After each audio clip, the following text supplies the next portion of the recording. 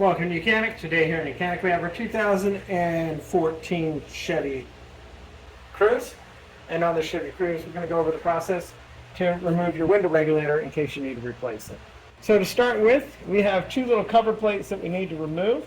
One being right here, and we have a Torx bit down in there. And we have a little cover plate we need to remove from right there. So using your small screwdriver, there's a little tab on the top. And we just pop that cover, and then we get our Torx bit to remove that. That is a T20. So we have the one T20 right here.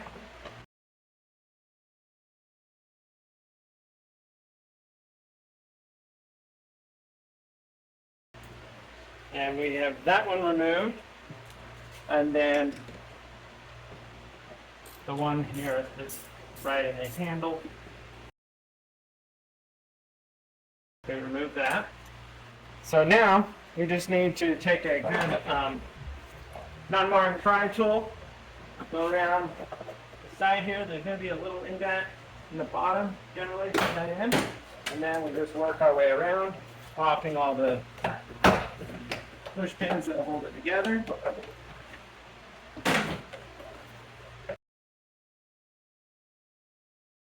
Okay, so we're there.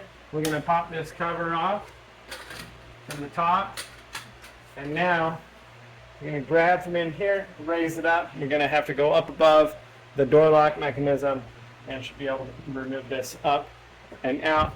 And we'll have some electrical connectors that we undo on the other side.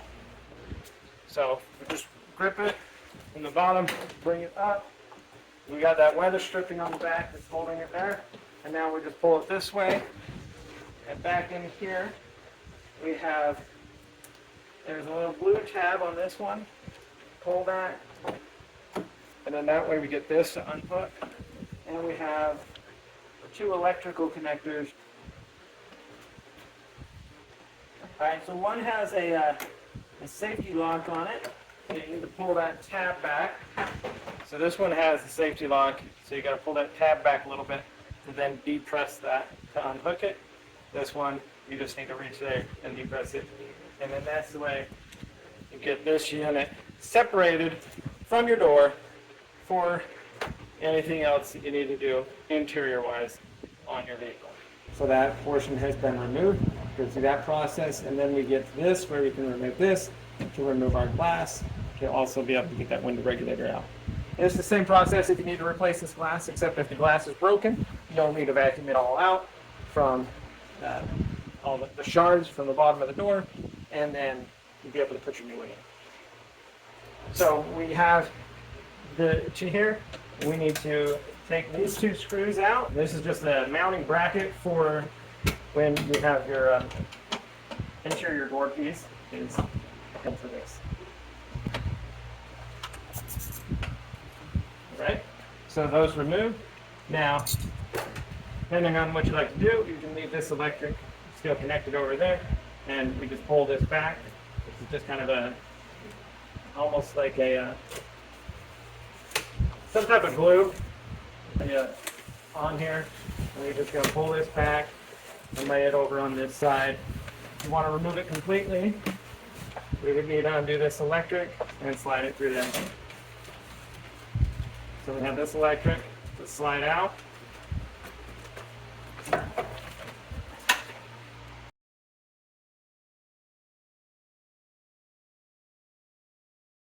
Let it sit over there, and hopefully it doesn't all fold up on itself and causes a big issue. And so now we have that in there, and to get our glass out, we've got a bolt here and a bolt over here. So we need to raise our window a bit to be able to get those undone. All right, so with the window basically raised all the way up, we have access to undo the nuts right here, or to loosen them up. We don't need to remove them completely, we just do need to loosen them and then be able to, we'll have to lower that window unit down to be able to get the window out. So it's going to be a 10 millimeter.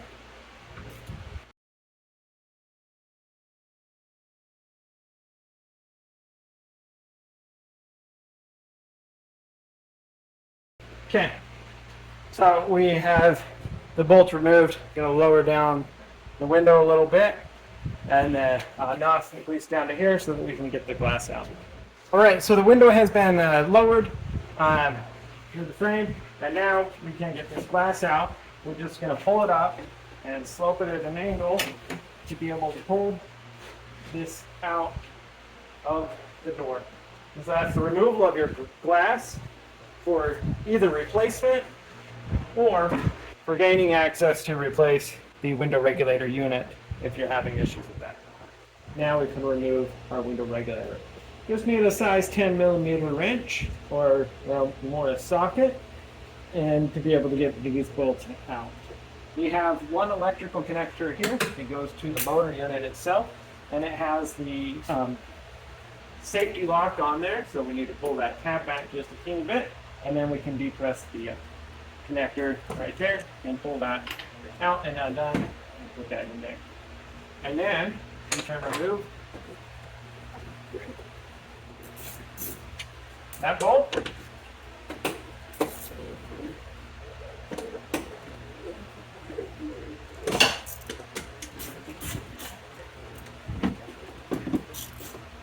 This bolt, and we've got one bolt here. This is holding the motor up and in place.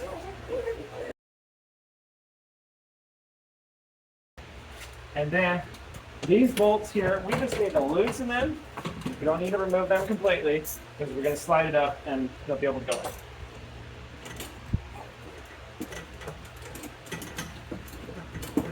There we go.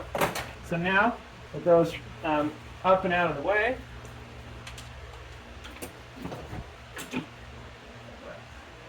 Now we can raise this up, raise that up, and just kind of work one side out and the other side out. And we want to make sure when we put our new one in, we're going to keep it in that same cross pattern. And so what a lot of times that breaks on these things is these little plastic components here. Or the motor can wear out, and so you need to remove it this far to even just replace the motor if you decide to just go ahead with the motor. As well as these little plastic wheels, they'll break also, and the cable will slide off, and then you have your problem there. So that is your window regulator removed out of your vehicle. And say you've done your inspection and you know that it's just the motor that has gone bad, and all of these other plastic components check out okay. Nothing's cracked and or broken, and so you decide to just replace the motor. You can do that. Number one, we need to remove these 3 screws. One word of caution: when you replace this motor, we want to be able to remove this off the splines, but not have the little mechanism in there pop out. Otherwise, you have to rewind these cables. It can be done, but it is not fun. So these are a P3, and you have to do this with it removed from the vehicle to get access to this motor. Because when it's inside the vehicle, this is toward the door, and so these screws are behind.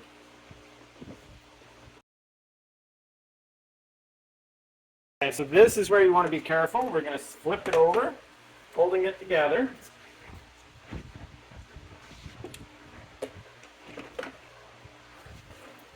Just like this. And now we're just going to easily pull this off and disconnecting the splines from here. And sometimes you might think, well, if you're hearing the motor run and nothing's going on, these splines could have worn out either on this side or this side, and they could have they'd be completely smooth, and that'd be one reason why it wouldn't work. That way, then you would just replace the whole window regulator if you need to. But if it's truly just the motor, you can buy it separate, undo it, put it like that. This is the piece component that you want to keep in here the best you can, because the way it works is as it goes around, one unwinds and one winds. And so you have to respring it, and it's not fun if you have to do that. So if we got our new motor, To replace that motor, we're going to go through the process of putting it back on. The holes will only line up the one direction, so it's not like you'd have the motors in this way or this way. But we do line it up, line those splines up, and then be able to flip back over, holding it together, and being able to put our P3 screws in and tighten those up.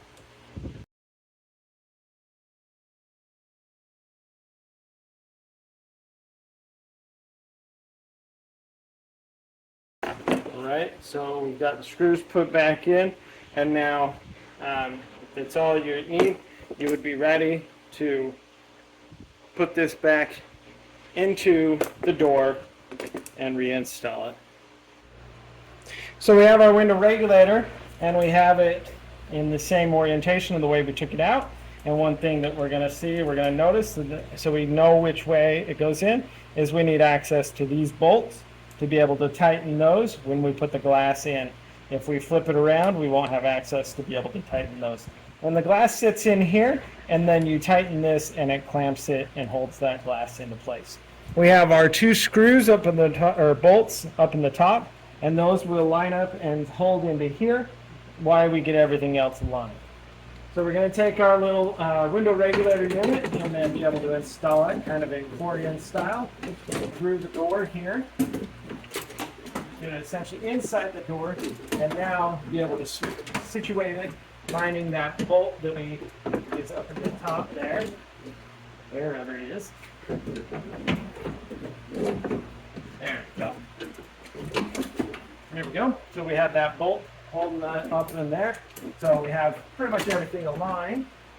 Here, we got to make sure we get that one to go where it needs to, and staying behind the electric, so that when the window goes up and down, you don't get hung up on the electric in the car. So we have our electric here for the motor. You can just lock that up into place. It's locked. Put that safety lock in there. And now let's put our 10 millimeter bolt go on the bottom and tighten those up. And then we have the two up here to tighten. So with that hanging up there, it gets us very close to the line. We just have to move things a teeny bit.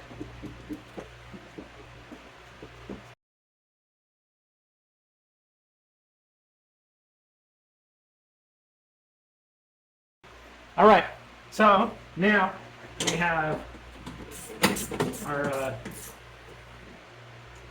ratchet. You tighten these bolts up, just snug.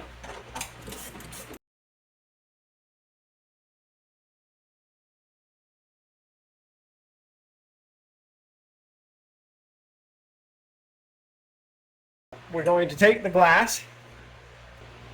So we're going to take the glass, and you're going to take it from the outside and be able to drop it in front side down.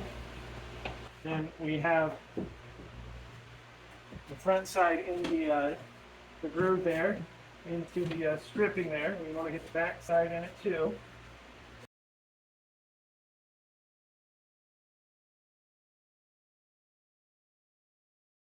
There we go. Just had to get it into the right weather stripping groove here. And now this sets down right there. And now we need to adjust and roll up the window so that it's right here. All right, so our window is all the way up. And so now we need to see the access to be able to tighten the bolts that are going to clamp the window in there.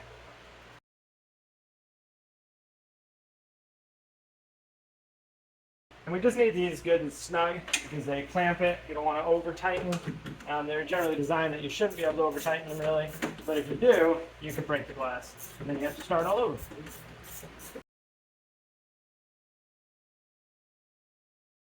Okay, so that's installed.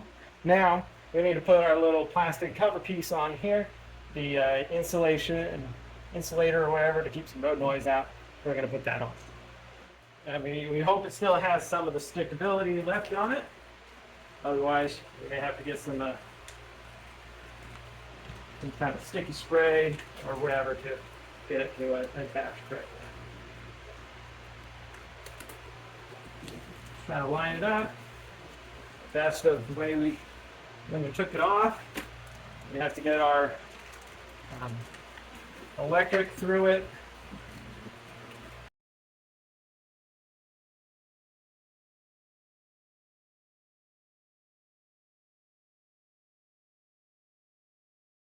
Good. Something like that. And next we want to put the little bracket that goes in there with the 2 bolt screws that for the handle. All right. So these are a T25, not 25, T20 is what attaches this to the door.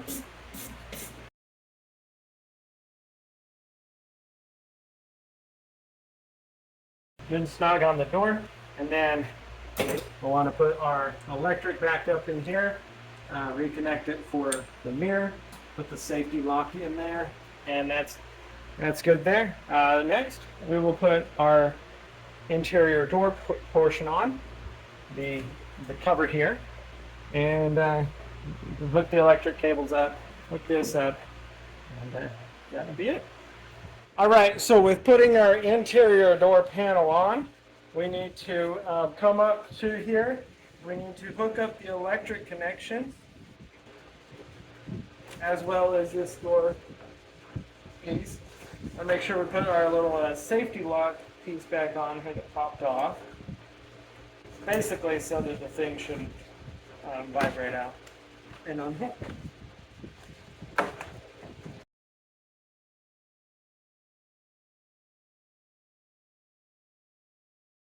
Most of this by feel. Give you a ton of cable here. There we go. That's lock. This we take the little ball in, put it into the handle that we use from the inside, and then pull it through and let that safety lock on there. So now we need to grab our door. We need to come up and over the door lock mechanism, and we press up against the window to get leather stripping in between the window and the metal there. Press it all down, and once we have it all pressed down in place, all of the little locking tabs should line up. We'll be able to just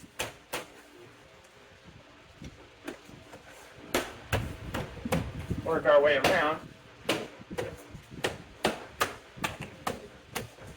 reattaching everything. So, door is on and secure.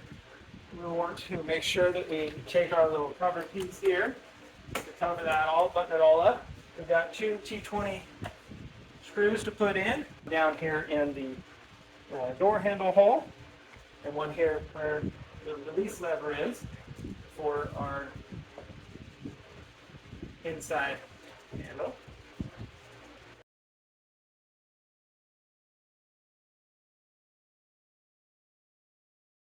Okay, so it's tight, and then we have our little covers to reinstall, and there's this one that sits inside.